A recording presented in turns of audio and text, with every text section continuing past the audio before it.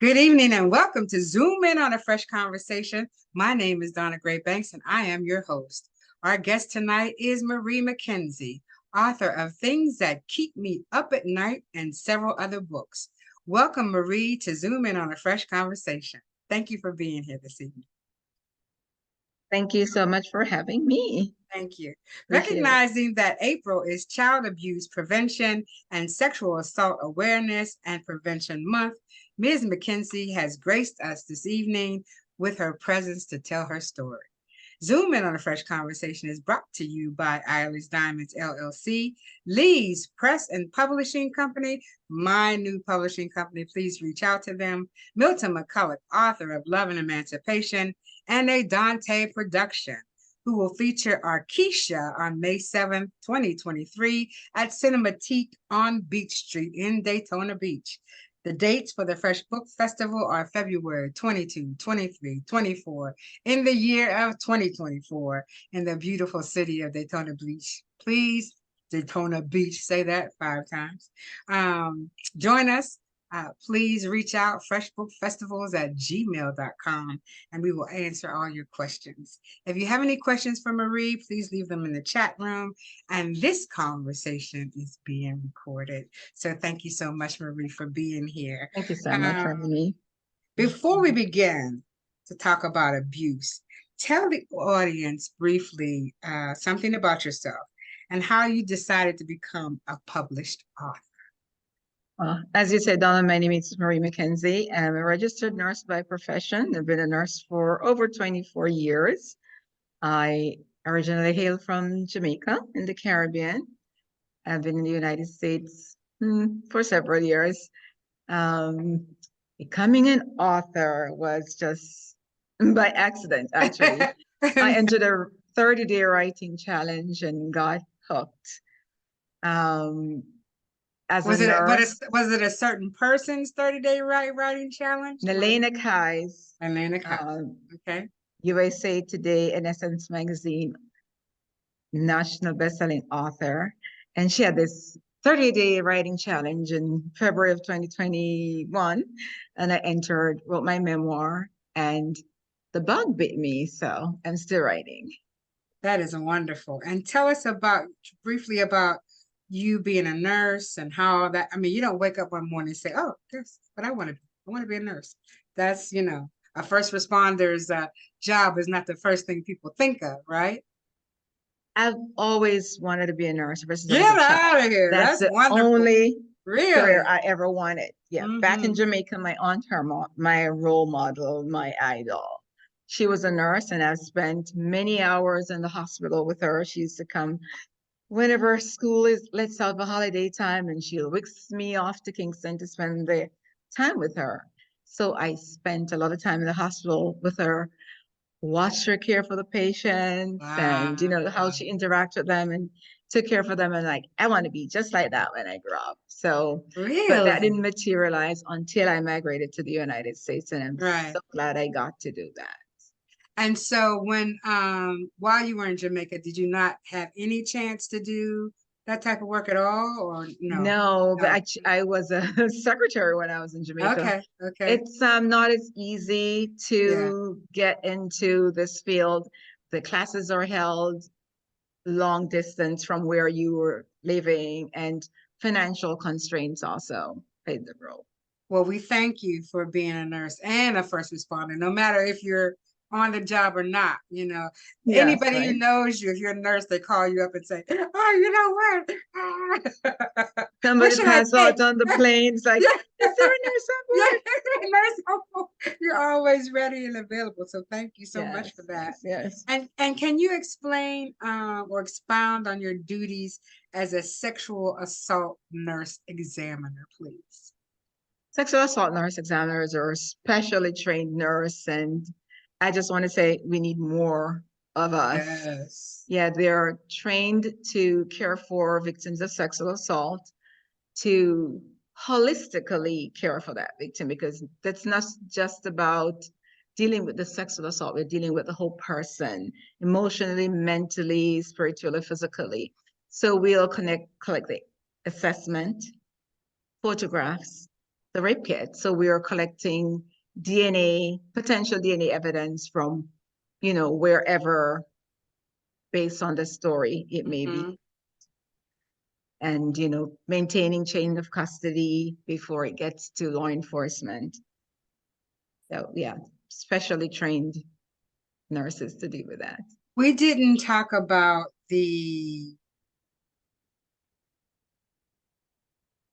how people arrive to you. And I know they have to be in a numb state sometimes. How do you deal with making them comfortable? You have to have a knack for that. Yes, the emotional part of it. And sometimes they don't want to talk. Right. Sometimes they're crying, they're distressed, they're sitting on the floor. So you just meet them where they're at. Okay. Compassionate, assure them that this is a safe, confidential space, and they're free to share whichever part of the story they want to share. Because you want them to share everything that's going to direct you to where the evidence you are collecting is. But you're not going to push them beyond where they want to go. There's no pushing, there's no forcing. For adults, this is voluntary. If they come and they says, I don't want to do the kit, I just want to get the medication. Could we provide prophylaxis medication for STDs? So there are a lot of times when victims come in and that's what they want.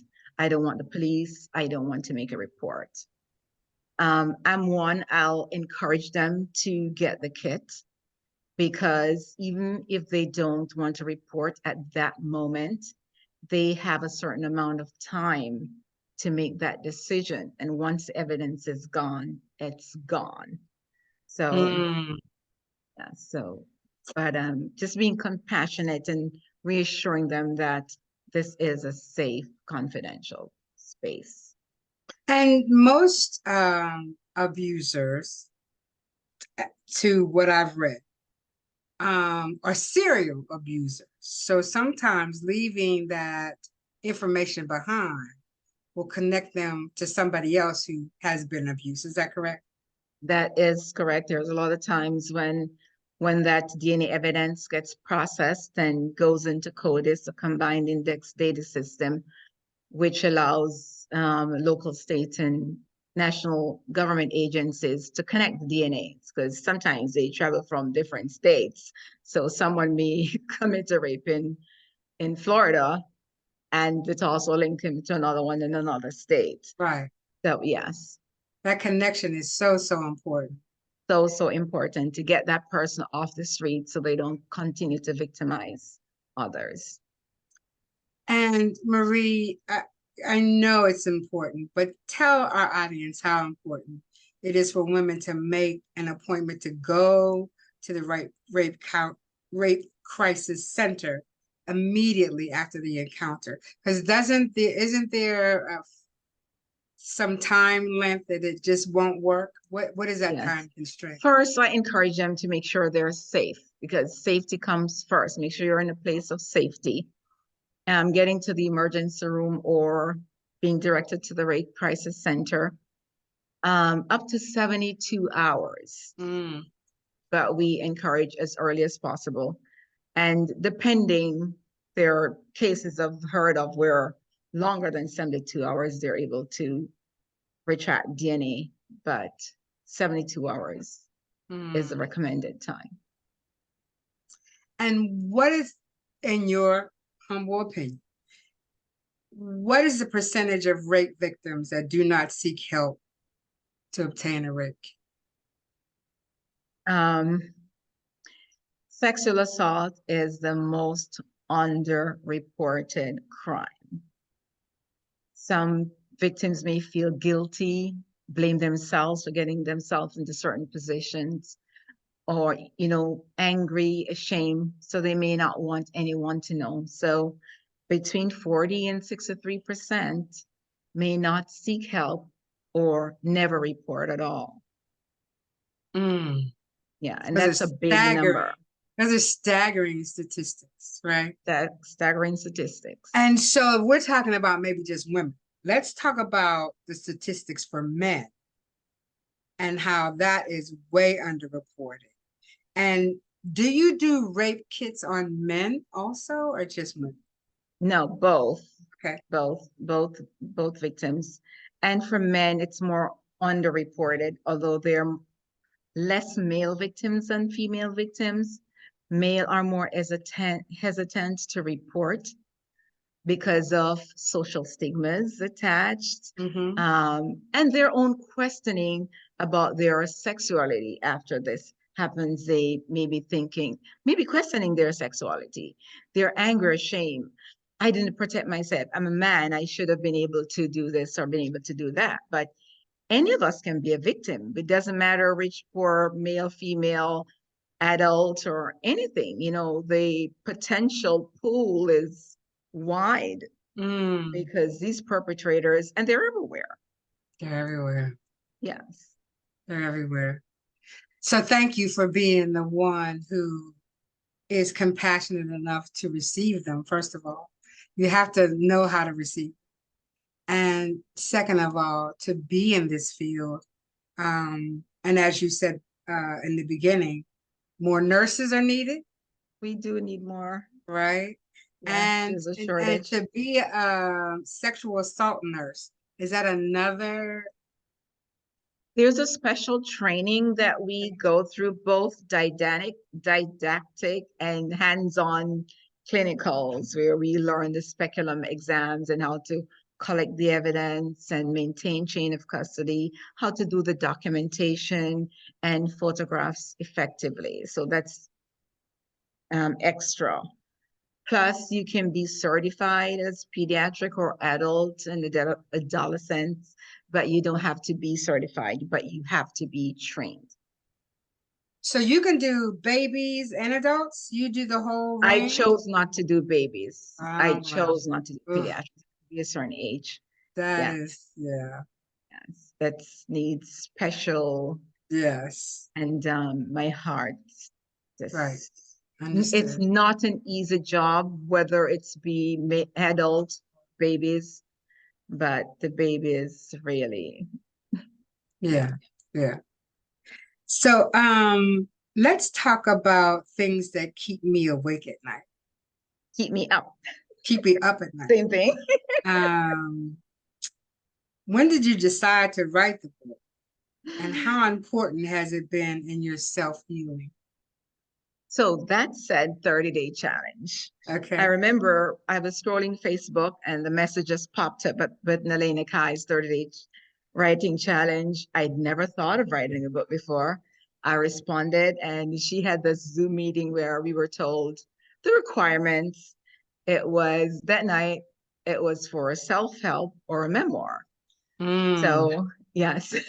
And although a nurse, I'm like, I don't know anything that I can do self-help. Thinking about it later, of course, I could have done something self-help, but I chose the exactly. memoir. And I remember she told us that night, if it's something that's painful, do not write it at night. And it was night. And as soon as I got off the Zoom, I started writing the first chapter. It was cathartic. It Yeah, was good to get. I had never thought of writing it down or disclose it on that level. yeah. But once I got started, it was. I was telling my editor that I can still see, feel, taste everything Smell. like it was yesterday. I'm sitting here right now and I can still see everything and picture everything. If I were a good artist, I could paint everything. So the memory is still vivid. I don't want you to give away the whole novel, of course, because we want people to purchase it. But tell me just about that moment when your abuse happened. Well, my first one was I was at home. I lived at my grandparents' house in Jamaica. It's an extended family.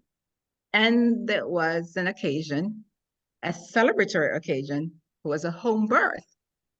And the women were busy in the Yeah, room. all around. Yes, the mother in labor was moaning and groaning, and the perpetrator and I were sitting in a sofa in the living room. The wall was dividing us for the room where everything was going on. So anybody could have come out. So at like the from the time. living room to the kitchen. No, from the living room to the bedroom where the activity Oh, was. okay. Yes, it was that close. And the door leading in and out was Ah, right beside us. ah. So I was like, I hadn't thought about it then, but he must have done that before without any repercussions. And to this day, I don't think there has been any repercussions. And there have been multiple victims in the family, in the community, and as far as I know, beyond. So he was sitting, reading the paper. I had a book, and I felt when the paper went over my leg. And I wasn't alarmed or anything because I'd never heard stories about him. I've never even heard, I can't recall hearing about pedophiles before then. I don't remember if I did. And then under the paper comes his hand. I remember I was so shocked. I clamped my leg shut and I couldn't stand up, you know. And then he fumbled. Seems like hours, but although I know it was just minutes, and then he stopped and just smiled and went back to his paper as if nothing happened. I never told anyone that day, that week, that month, that year. It went on for years. I kept it as a secret until I told one of my aunts after we both So it relocated to happened the multiple times or just at one time? Just one time with him. Yeah. Okay. Yeah, there were other incidents, but that was the one time with him. Okay. But yeah, that was my first experience with anything like that. Mm. And all this is family? That's my aunt's husband. That was the husband of the lady in labor. Oh. That was the husband of the lady in labor. He's still a member of her family. They're still married. It's no secret what he has done. Yes. Yes. And the next time? There are many incidents. I remember we do public transport in Jamaica. And one of the incidents I wrote about, and I'm laughing because the trauma doesn't hurt now Right. because I have the tools to deal with it. So I'm not really laughing, but it's not as traumatic as it used to be. And I'm in the public transport, we're standing and the bus is packed. And I just sensed that there was something behind me that didn't feel right. The person behind me was too close and something just didn't feel right down there. I turned around and he was stuffing his penis back in his pants. And there was stuff on my pants, on the back of my pants. Yes. In high school, the captain of the football team dragged me into an unfinished building in broad daylight with other students watching who laughed. No one came to my assistance. I fought him off and jumped through the window, but and they just laughed. Nobody tried to help, and they knew exactly what was happening in there. Was he successful or no? No, he wasn't. And not because I was stronger than him or anything. It's got to be divine intervention. Divine intervention. Because I was fighting for my life. Literally. Because it was like, you are not going to get what I'm not ready to give up. Not like this. There was no question about consent.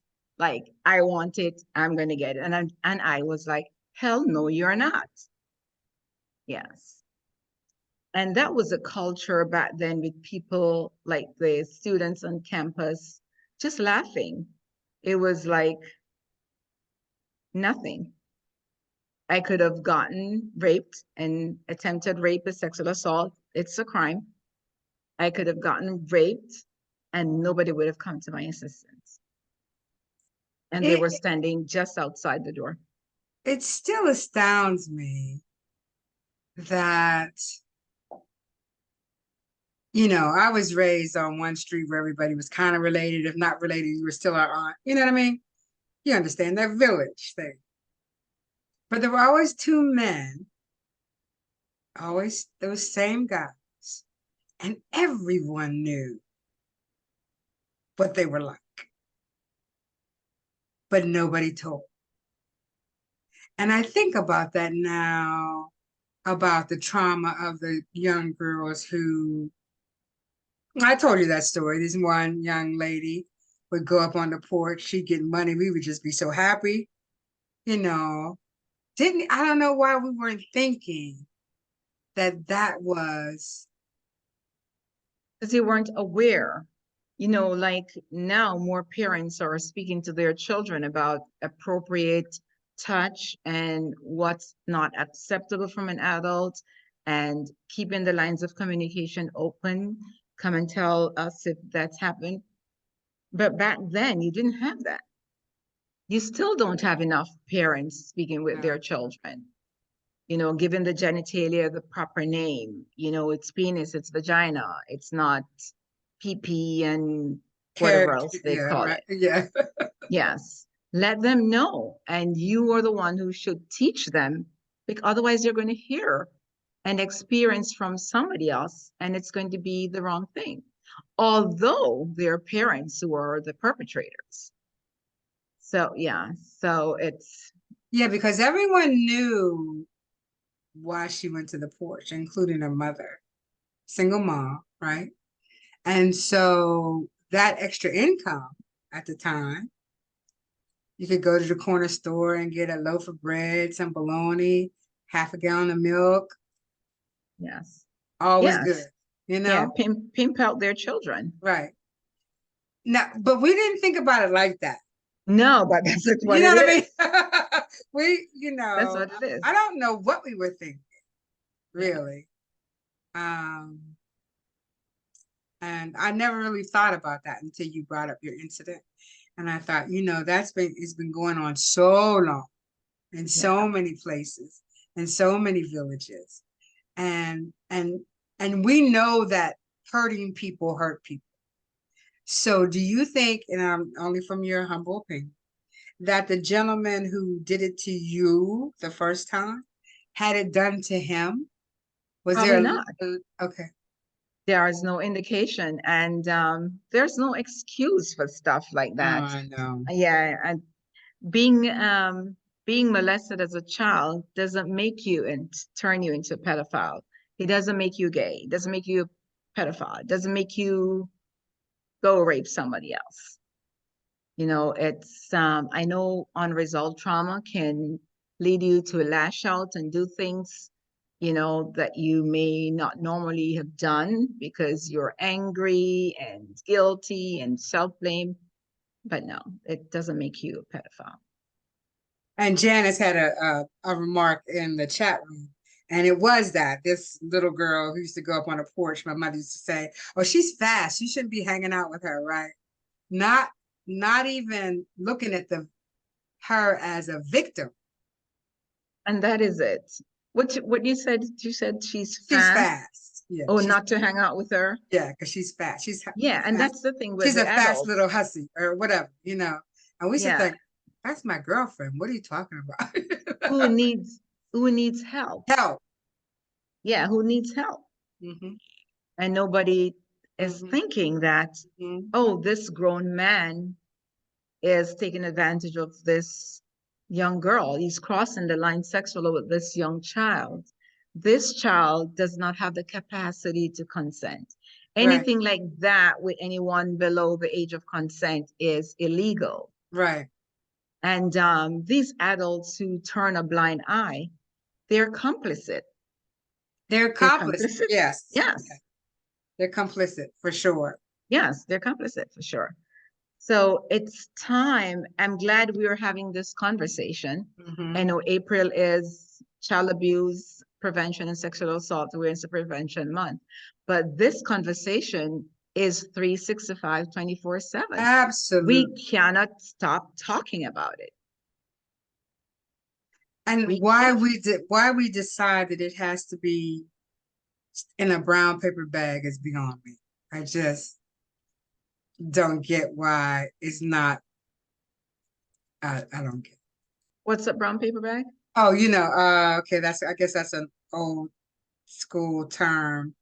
When you go to get alcohol, you put it in a brown paper bag so Oh, nobody so you knows hide what's in it, it. You right? hide it. Or Yes. so means that you put your secrets in the brown paper bag and nobody knows about it, which is crazy, right? Yes, we have to keep our eyes open and take the lid off, take it out of the brown paper bag, throw it in the open because people need to keep their eyes open. If something doesn't look right, report it. I mean, you don't have to investigate. Let the authorities investigate. It's better to report and it's not what it is than not to report and it is. Don't be a silent bystander. Mm, Get involved. yes. So when let's talk about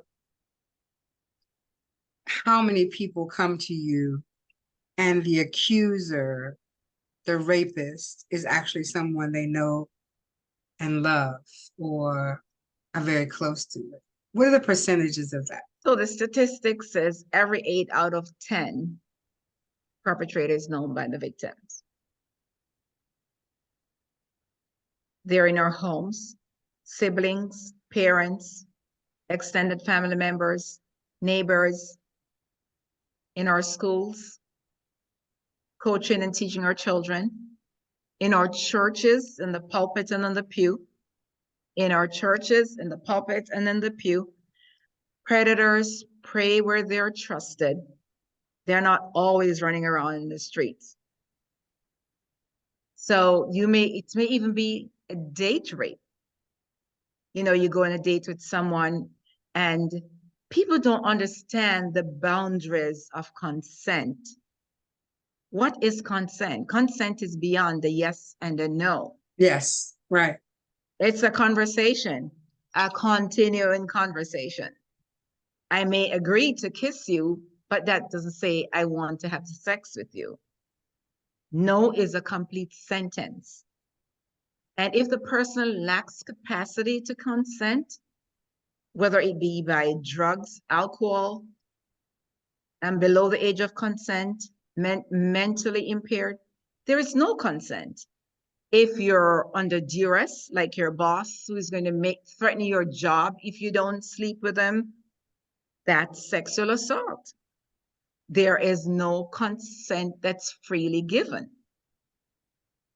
And a lot of people are like, sometimes they don't even know they're sexually assaulted. And they know something is off.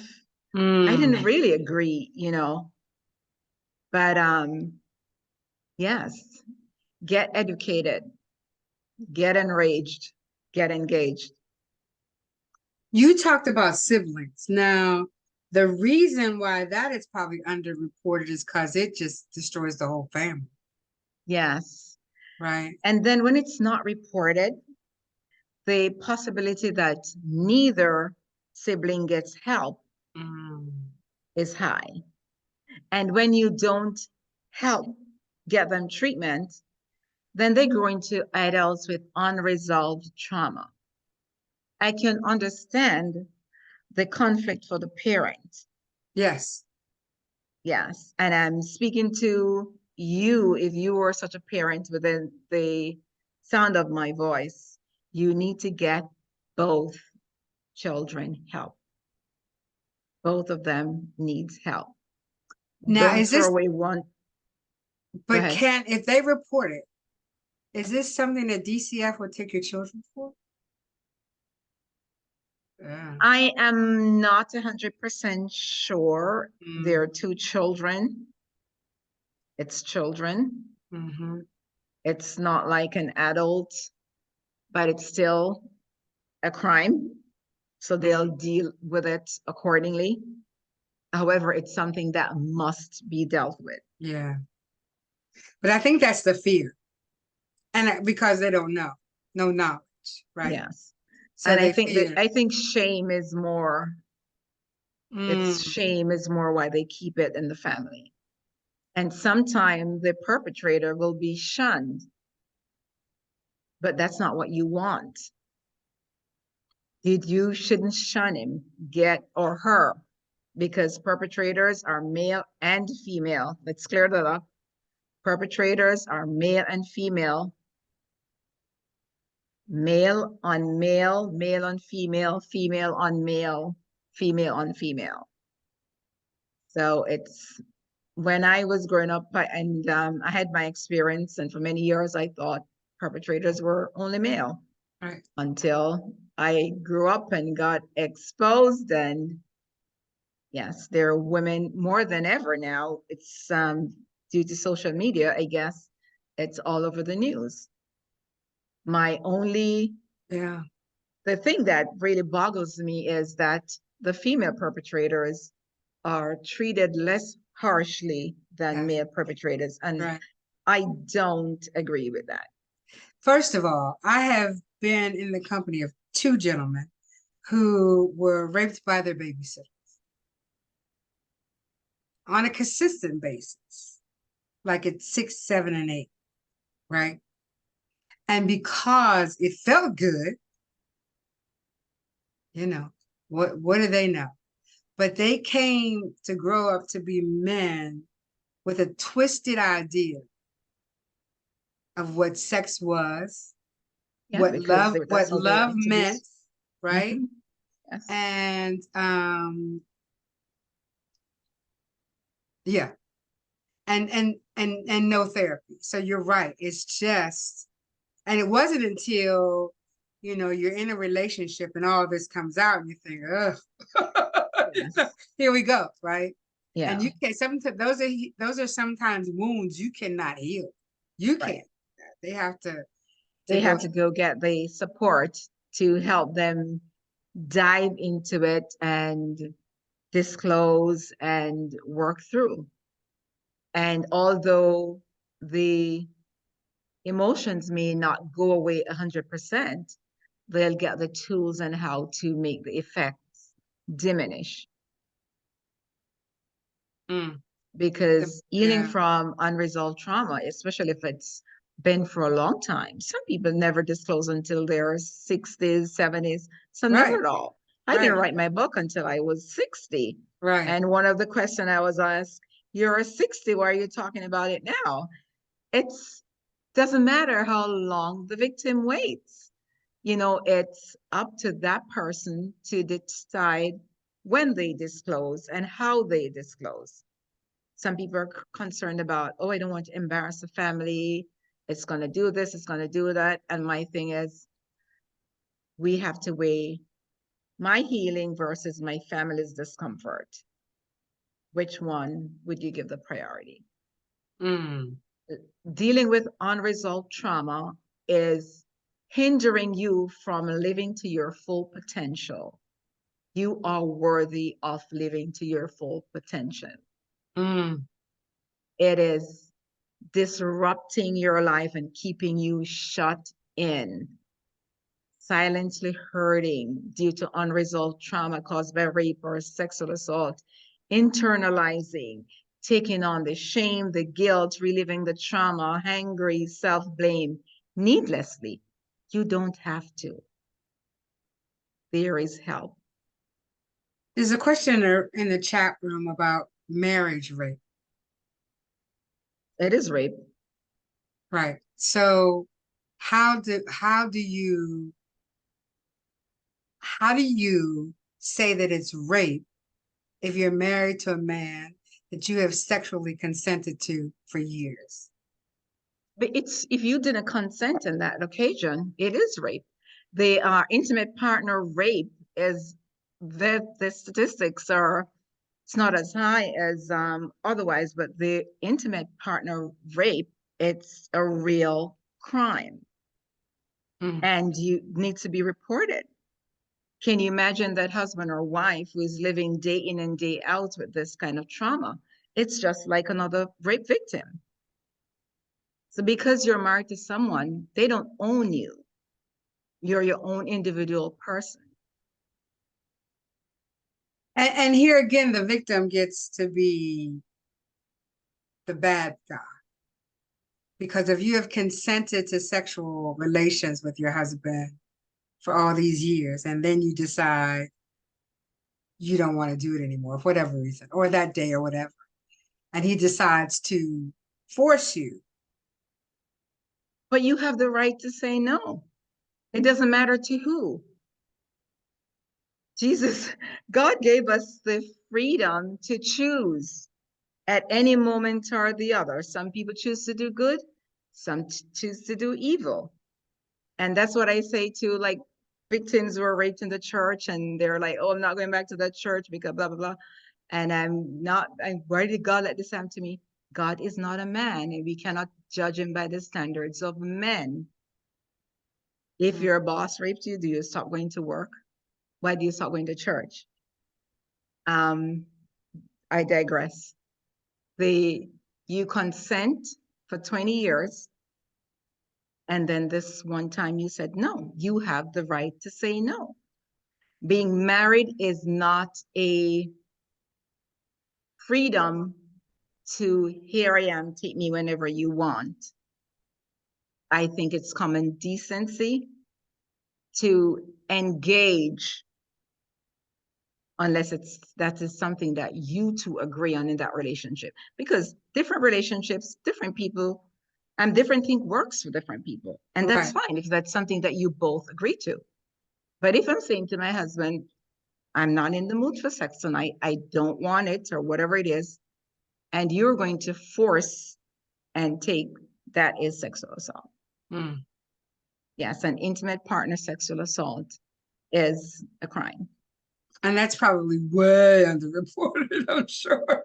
I'm sure. I'm sure it's way underreported. Yes, I am sure, just like others. Tell me about your therapy and when you decided to seek therapy, or did you? Well, I didn't officially seek therapy. Being an emergency room nurse over the years, I cared for victims. And here I was telling them, you know, how to do self-care, how to, you refer them to therapy, and you're giving them all this thing. And there I was, I hadn't even disclosed my thing, and I was dealing with depression. I had suicidal thoughts. So I was being like not authentic.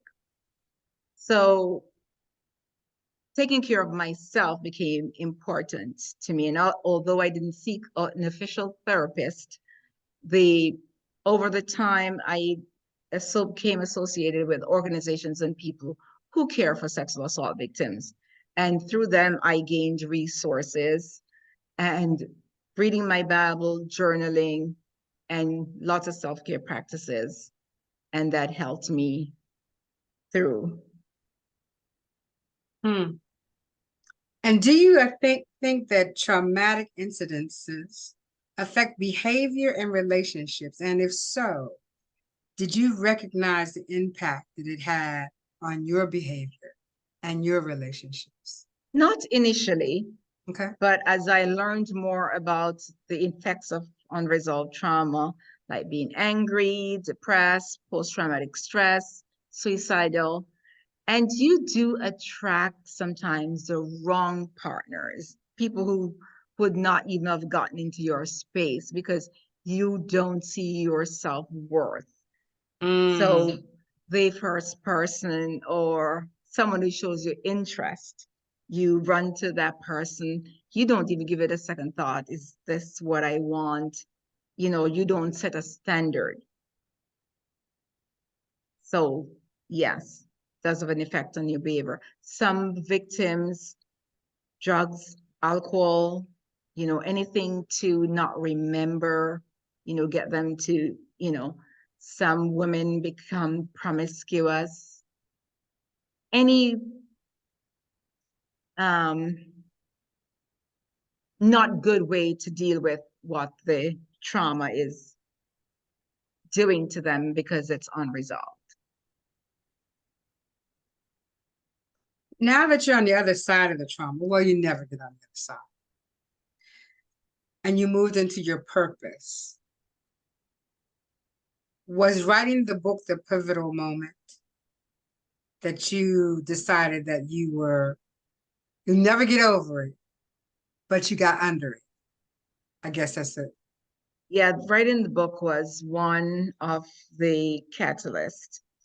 But then after the book came the phone calls and the messages From from family friends and members. family Yeah, yeah, yeah. who Those people. I had Those no people. clue. Yes, I had no clue were victims. So my And then writing, other people who weren't as kind, right? I'm sorry. Other people who weren't as kind. Did they I'm come out? People yes. who, yes. Yes. So people were disclosing to me, complimenting me on going public. And not everybody's going to go public, but they'll share with somebody else. Like other people came to me, family and friends who had no clue. I did learn that there are more pedophiles in my family than I knew of. I thought it was the only That. one, but now I know it's at least two others. I don't know. One person didn't disclose who, because when I did a podcast, and that was the first time it just came out, and I shared the podcast with members of my family, and one called me right away, and he was like, "Who is this?" Because this is news to them. They didn't know I'd been a victim. Right. And when I told him who it was, and it was like, "Oh, I thought it was another person," and She I'm thought it like, was "Who so is and that?" so. But he wouldn't disclose who that other person was. And then another family member disclosed somebody else in the family who had molested her at the age of 6 years old. Were these people Um, related? The man yes, who, yeah, uh, family, yes. no, And the man who raped you and the man who raped her, were they related? no, A blood they're members of our family, but family. not, Okay. yes, Hmm. yes. So she didn't want to disclose anywhere else besides me. So that was someone said, do not tell anyone, then you can't. Yeah. So, and one of I heard from a nurse that she had recommended my book to her mental health team, so they're using it in mental health group therapy. So that Good. was a big bonus too. So this is just like more than I thought. Well, I mean, the Or truth will even set you free, isn't that what they yeah, say? The yeah. truth will set you free. And Yeah. the fact that it helped so many others is amazing. We were talking on the phone and you said you don't have to give yourself a life sentence of silence. Tell someone, which I thought was amazing. And it just came off. You should put that on your next book. Yeah, right. Yeah, that's your tagline. This quote came out so fluidly. So tell me how you feel about that statement today. It's been a week ago, I guess we talked about it. Yes. Well, I was silent for such a long time. You froze me. And although I didn't speak up, I was reliving it. It stayed there. So it was like a life sentence Yeah. because you were reliving the trauma. So it's like it's happening to you all over again. And some people, some victims, live with that to their grave. Mm. And it is so unnecessary. You have the strength to seek help. There's help out there. You don't have to go it alone, and you don't have to give yourself a life sentence of silence. Mm. Therapy, sexual assault recovery coach, it provides a safe, confidential space for you to heal and step into your life of full potential. You are worthy of this. You don't have to remain shut in. No, you don't. Is there anything else we did not touch on? I didn't want to, be too graphic just because it's painful enough, but I really wanted people to understand that they're not alone, right? You're not alone. Yeah, that's what's going to be my next thing. You're Oh, not alone. And that's why we have these conversations, because there is someone who's listening who think, oh my God, I thought I was alone. So I'm urging, if you're listening, there is help. And if you're a bystander, get involved. If you see something, say something. That would be your pearl of wisdom, or do you have another one for us? You are not your trauma. You're Yeah. more than what happened to you. You matter. Get some help. That's Coach Marie McKenzie, everybody. Thank you very much for being on Zoom and on a Fresh Conversation. She is a sexual assault trauma nurse. Please understand that you are not alone in this situation. Always reach out. I can't thank you enough for sharing your time and your space with us. It's so important for so many people. It brought up things with me that I had completely forgotten about. And I'm going home in a couple of weeks and I'm going to look for that young lady and see how she is and how her life has developed. So thank you so much for that. And thank you everybody who joined us this evening. And as always, when the lights go out and the cell phone towers go down, all you have left is a flashlight and a good book. Thank you, Marie. Thank you for Thank you being with so us. much, Donna. All Appreciate right. it. Good night. Good Good night. night.